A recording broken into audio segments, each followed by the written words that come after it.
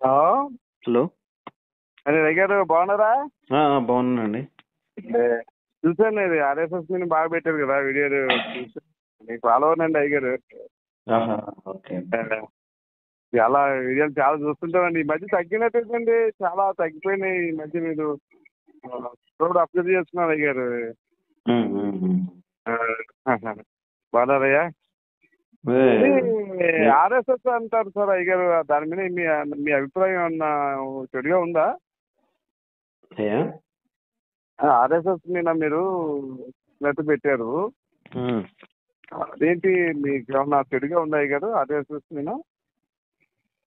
అదే ఆర్ఎస్ఎస్ ఈ దేశానికి చేసిన చెడు అంటే ఏమన్నా చెప్తారా మాకు? ఆర్ఎస్ఎస్ 1925 నుంచి 2025 వరకు 100 సంవత్సరాలైంది.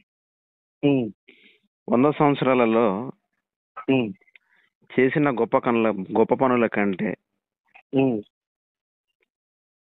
కనిపించే చెడ్డ పనులు ఎక్కువ కనిపిస్తూ ఉన్నాయి. ఉదాహరణకి తీసుకుంటే మణిపూర్లో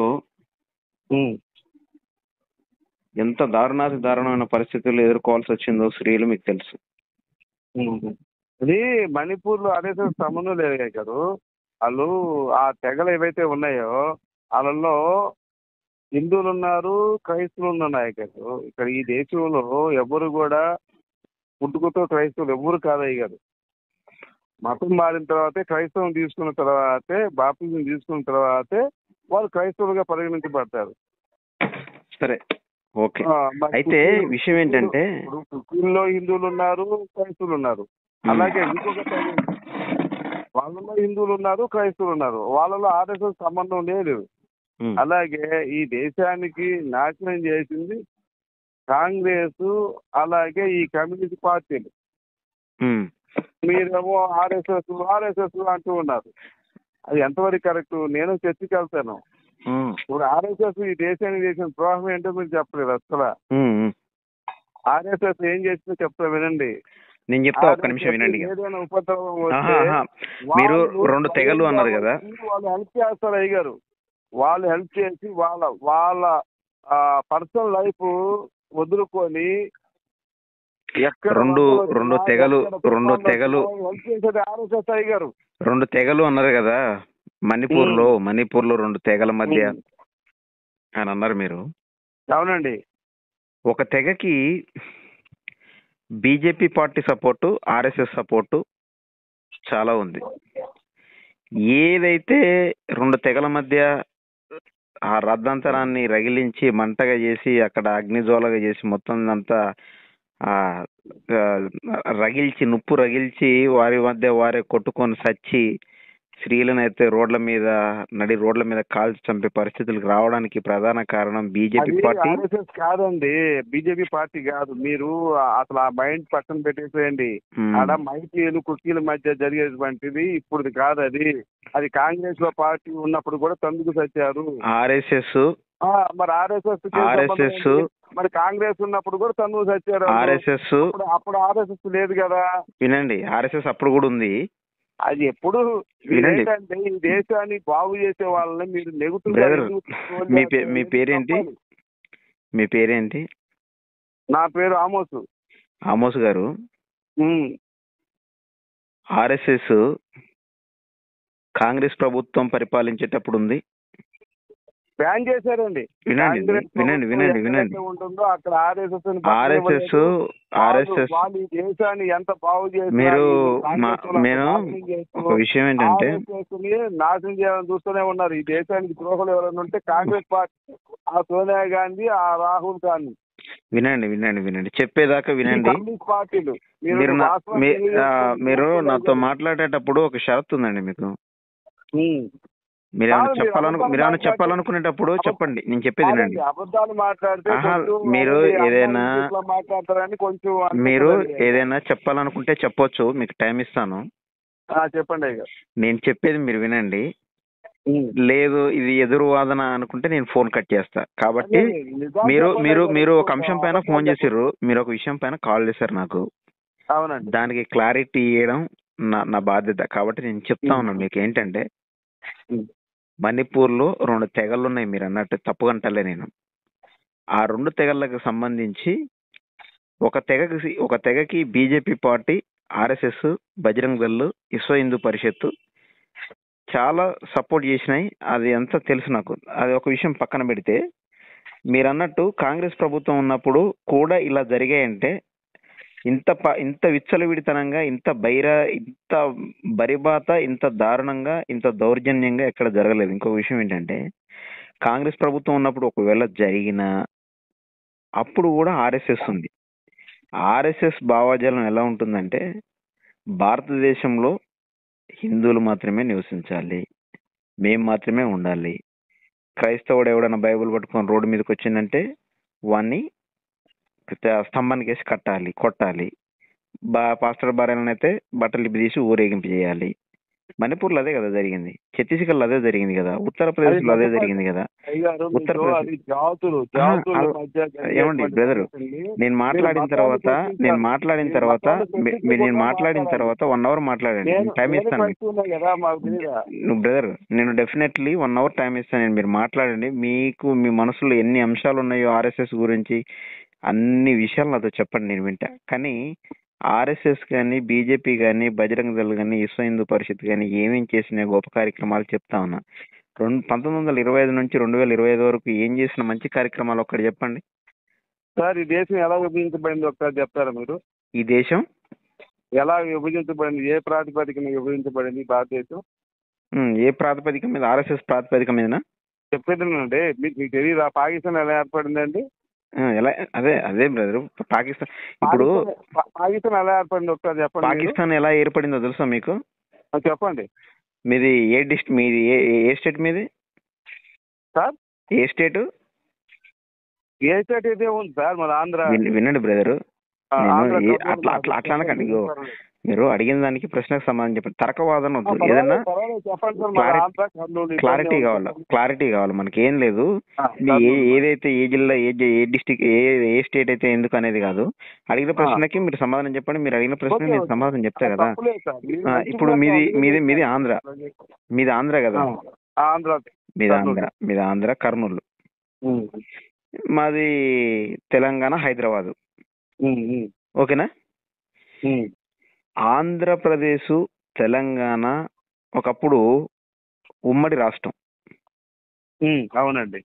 కానీ మనం రాష్ట్రం ఒకటే అయినా మనకి సరైన సదుపాయాలు కానీ, సక్రమైనటువంటి వెసులుబాట్లు జరగట్లేదు కాబట్టి దానికోసం ఉద్యమాలు చేసినాం.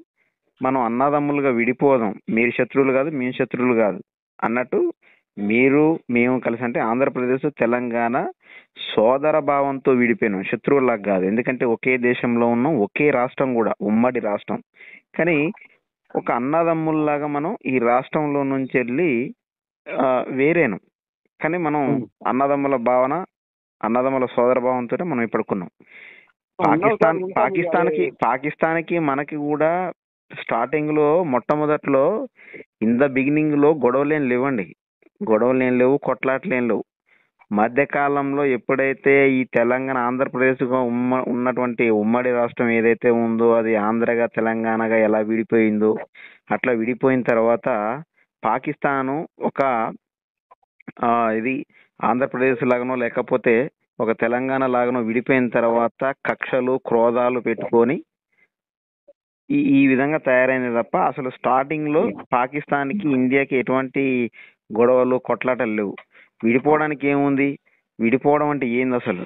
నీకు నాకు నేను అడిగిన ప్రశ్న మీరు అడిగిన ప్రశ్న నన్ను చెప్పమంటారా? ప్రాతిపాదికన విడిపోయింది. ముస్లింలని పాకిస్తాన్ ఇచ్చారు, హిందువులు భారతదేశం.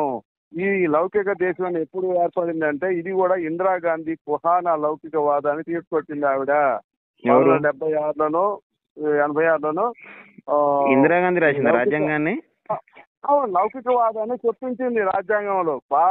బిఆర్ అంబేద్కర్ గారు రాసినటువంటి రాజ్యాంగం ప్రకారంగా అయితే ఈ దేశం సెక్యులర్ రాజ్యం అని మెన్షన్ చేయలేదు. రాజ్యాంగాన్ని ఎవరు రచించారండి? అంబేద్కర్ గారు, తర్వాత 84 మంది సభ్యులు, 216 మంది సభ్యులు. అందులో అంబేద్కర్ గారు ఒకరు. రాజ్యాంగంలో చెప్పేదినండి, మత ప్రాతిపదికన విడిపోయినప్పుడు హిందువులకి భారతదేశాన్ని ఇచ్చారు, పాకిస్తాన్ క్రైస్తవులకి ముస్లింస్కి ఇచ్చారు.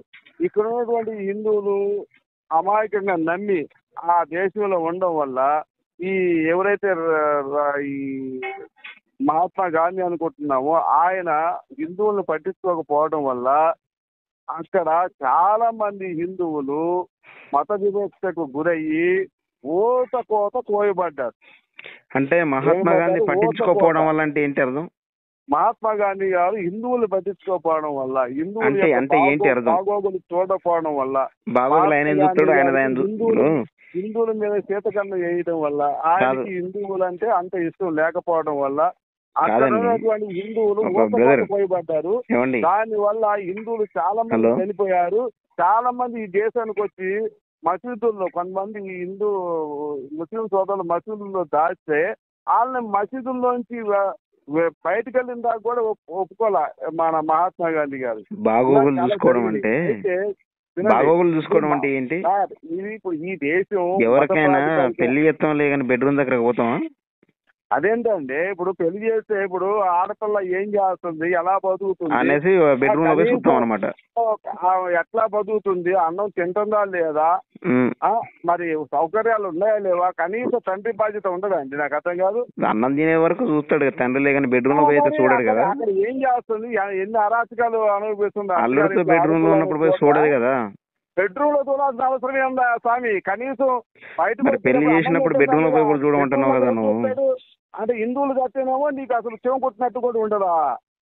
అట్లా ఏముండదు, అట్లా ఏం చేయలేదు.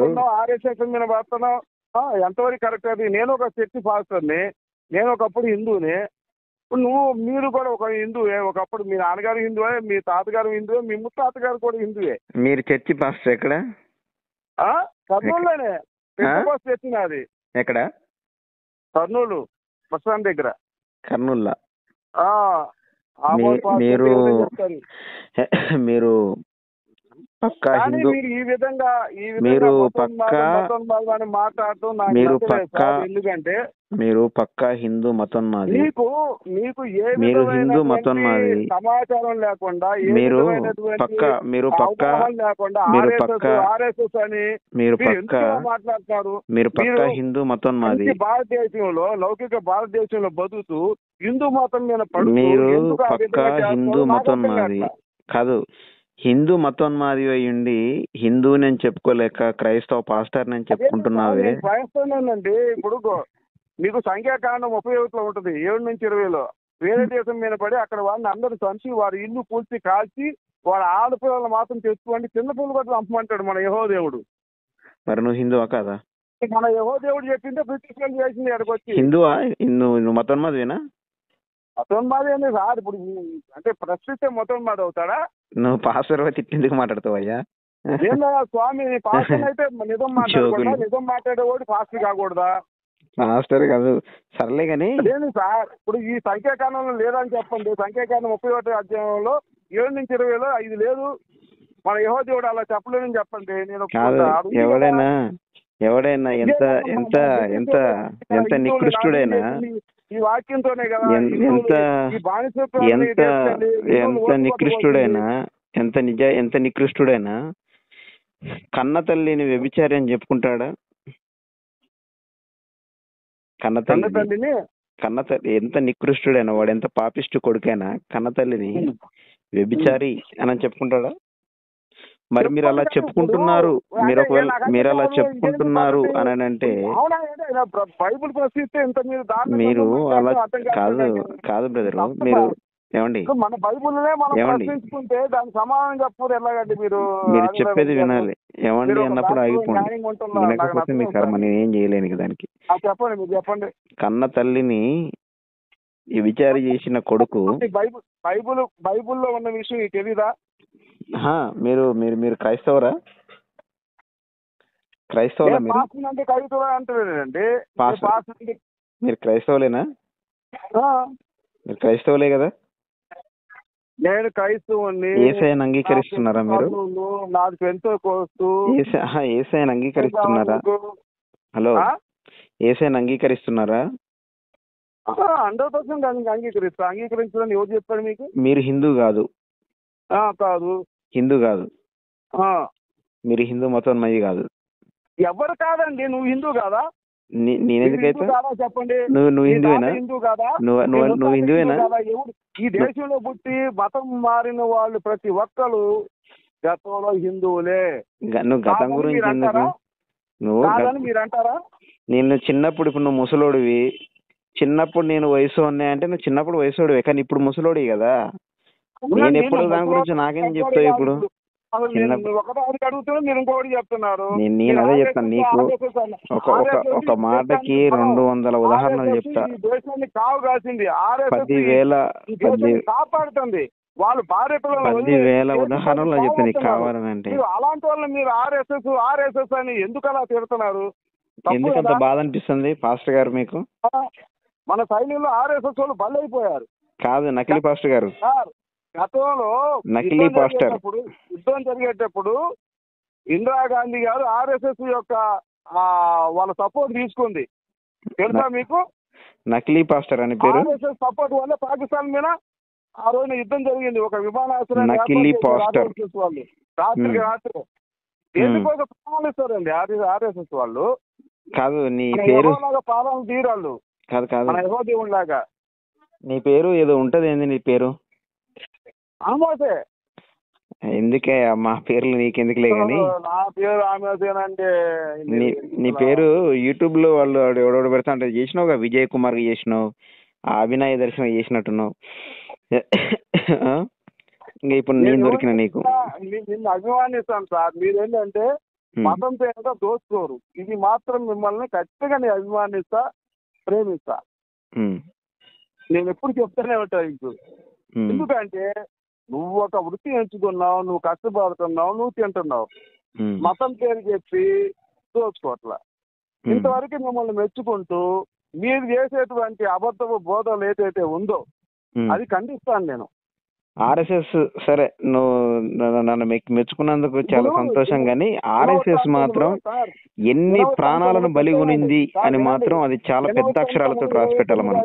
చదవండి ఒకసారి, వచ్చిన 7 నుంచి 11 చదవండి. యెహోవా మీద ధూపదీపం నైవేద్యాలు మీకు బైబుల్ ఏమండి? మన కుమార్తెలు చెరపట్టబడేది, మన తండ్రులను కత్తితో చంపబడేది, మన భార్యలను చెరపట్టబడేది. మీరు ఉగ్రత చల్లారినట్టు మనం ఆయనతో నిబంధన చేసుకుందాం అంటారు. అంటే అక్కడ ఏం జరుగుతుందంటే, నేను పాస్టర్నేనండి, అక్కడ ధూపదీప నైవేద్యాలు ఆపేస్తే వీళ్ళ పిల్లల్ని. మీరు పాస్టర్ కాదు, మీరు నకిలీ పాస్టర్, హిందూ మతోన్మాది. నీ పేరు కూడా ఏదో పేరుంది. దుర్మార్గాన్ని ఎందుకు మీరు ఖండించట్లా? ఎవరిని? ఇంత దుర్మార్గం చేస్తే ఈ దుర్మార్గం మీద ఒక వీడియో కూడా చేయలేదు మీరు. ఎవరు? యెహోవాదేవుడు. బైబుల్ మీకు అర్థం కావట్లేదండి. బైబుల్ ని మా కళ్ళతో చూడండి, మా మనసుతో ఆలోచించండి. బైబుల్ మీకు బాగా అర్థమవుతుంది. బైబుల్ మీకు మంచిది కాదు కదా. బైబుల్ మీకు బాగా అర్థం కావాలంటే మంచి మనసుతో చదవండి. బైబుల్ లాంటి పవిత్ర గ్రంథం ప్రపంచంలోనే లేదు. నేను మంచి దాంట్లో చదువుతానండి. బైబుల్ లాంటి పవిత్ర గ్రంథం ప్రపంచంలోనే లేదు. మీరు దాన్ని మంచి మనసుతోనూ, మంచి కళ్ళతోనూ, మంచి బుద్ధితోనూ, మంచి వివేక జ్ఞానంతోనూ మీరు బైబుల్ చదవాలి. విను ఈ ద్వితోపదేశకాండం 28వ అధ్యాయం ఒకసారి చదువు. 24 మీరు ఏం చూపించినా బ్రదరు, మీరు ఏం చూపించినా అవన్నీ నాకు తెలుసు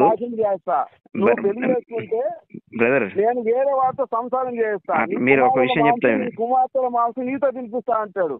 ఇది మంచిదా? ఏంది? ఏమనుంది? ద్వితోపదేశకాండం 28వ అధ్యాయము 24, 32, 53, 54. అన్ని నమ్మకపోతే నాశనం చేస్తా, నువ్వు పెళ్లి చేసుకుంటే వేరే వాటితో సంసారం చేయిస్తా. బైబుల్ ఉందా మీ దగ్గర? బైబుల్ ఉందా? నీతో తినిపిస్తా అంటే బైబుల్ ఉందా మీ దగ్గర? బైబుల్ ఉందా? చెప్తున్నాడు కదా. బైబుల్ ఉందా? చదవండి మీరు. బైబుల్ ఉంటే మీ దగ్గర బైబుల్ ఉందా? నా దగ్గర లేదు. బైబుల్ మరి మీ దగ్గర లేకుండా నాకు ఎందుకు ఫోన్ చేసినారు? బైబుల్ దగ్గర పెట్టుకొని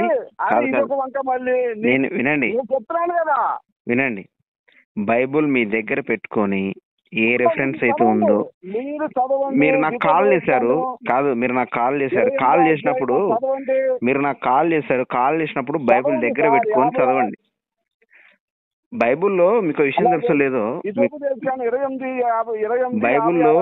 బైబిల్లో సరే మీకు వినండి వినండి వినండి వినండి వినండి వినండి వినండి వినండి వినండి వినండి వినండి దుర్మార్గం చేయలేదే. వినండి వినండి వినండి వినండి వినండి విషయం మీరు వినకపోతే ఫోన్ కట్ అయిపోతుంది. మీరు ఫోన్ వినకపోతే ఫోన్ కట్ అయిపోతుంది బ్రదర్. మీరు వినండి. చాలా సార్లు ఫోను మీరేంటంటే అమాయకులతో మాట్లాడతారు. అమాయకుల నేను చెప్పేదానికి నేను చెప్పే మాట వింటే మీకు కింద అరిపాదాల నుంచి తన నెత్తి వరకు ఆ నరాలన్నీ ఇట్లా పీక్కొని వస్తాయి. మీకు విషయం తెలుసా? మీకు విషయాన్ని వినండి వినండి వినండి. మీరు నాతో ఇప్పుడు కరెక్ట్ గా మాట్లాడితే మీ నరాలు అరికాలు నుంచి నడినెత్తి వరకు పీక్కొని వస్తాయి. నేను చెప్తా ఒక లైన్ చెప్తా వినండి. మీకు ఒక లైన్ చెప్తా వినండి. బైబుల్లో మీరు చెప్పిన నేను మాట్లాడే నేను ఎండ్ ఇచ్చే వరకల్లా మీరు ఏం మాట్లాడకండి. బైబుల్లో ఎక్కడా ఏ తప్పులు లేవు. కానీ నేను చెప్పేది వినండి. నేను మాట్లాడాక మాట్లాడండి. చెప్పండి, నో ప్రాబ్లం. బైబుల్లో ఎక్కడా ఏ తప్పులు లేవు. ఒకవేళ తప్పులు ఉన్నాయనుకుంటే దేవుడు కొంతమందిని ఖండించి బుద్ధి చెప్పి వాళ్ళ అహంకారాన్ని అణిచివేసిన సందర్భాలు ఉన్నాయి. ఇప్పుడు మీకు చిన్న ఉదాహరణ చెప్తాను నేను. మీ పిల్లలు తప్పు చేసినప్పుడు తండ్రిగా కొట్టి తిట్టి గద్దించి హెచ్చరించి బుద్ధి చెప్పుకున్న సందర్భాలు ఉన్నాయి. అదే కాదు, మీకు ఇంకా పెద్దగా క్లియర్గా అర్థం కావాలంటే మనం భారతదేశంలో నివసిస్తా ఉన్నాం. మనకు ఒక రాజ్యాంగం ఉంది, మనకు కొన్ని చట్టాలు ఉన్నాయి. చట్టాలను ఎవడైతే చట్టానికి విరుద్ధంగా ఎవడైతే ప్రవర్తిస్తాడో వాడిని ఫస్ట్ పోలీస్ స్టేషన్ తీసుకుపోయి ఒక ఉతికి అక్కడి నుంచి వెళ్ళి కోర్టుకు పంపించి అక్కడి నుంచి వెళ్ళి జైలుకు పంపిస్తారు. ఆ జైలుకు పోయిన తర్వాత కొన్ని రోజుల తర్వాత వాడికి శిక్ష వచ్చినప్పుడు వాడు చేసిన పెద్ద తప్పు అయితే వాడికి ఉరిశిక్ష కూడా విధిస్తారు. అట్లా అనేసి భారతదేశంలో ఉన్న రాజ్యాంగం చట్టం తప్పని అర్థం కాదు. ఏం తప్పనంటే చేసినోడు తప్పు కాబట్టి వాడికి శిక్ష పడాల్సిందే.